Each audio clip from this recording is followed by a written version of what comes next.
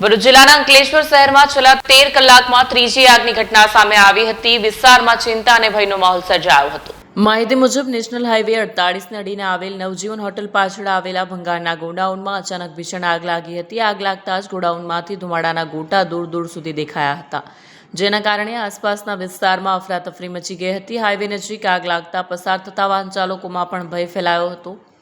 આગમાં ગોડાઉનમાં રહેલો મોટા પ્રમાણમાં ભંગાર અને કન્ટામિનેટેડ બેરલ બળી ખાક થઈ ગયા હોવાનું પ્રાથમિક માહિતીમાં જાણવા મળ્યું છે। આગની જાણ થતાં જ 5 જેટલા ફાયર બ્રિગેડના બંબાઓ ફાયર ફાઇટર સાથે તાત્કાલિક સ્થળ પર દોડી આવ્યા।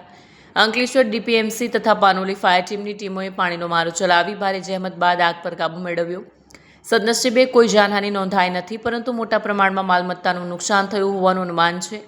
ઘટનાની ગંભીરતા જોતા ગુજરાત પોલ્યુશન કંટ્રોલ બોર્ડના અધિકારીઓ પણ સ્થળ પર પહોંચી તપાસ શરૂ કરી છે અને સંબંધિત સંચાલકોને નોટિસ ઇસ્યુ કરવાની તજવીજ હાથ ધરવામાં આવી છે। વારંવાર આગની ઘટનાઓ સામે આવતા સ્થાનિકોમાં ચિંતા વ્યાપી છે અને જવાબદાર વિભાગો દ્વારા કડક કાર્યવાહી કરવાની માંગ ઉઠી રહી છે। વિડીયો જર્નાલિસ્ટ ઇમ્તિયાઝ પઠાણ સાથે સત્યા ટીવી ન્યૂઝ અંકલેશ્વર।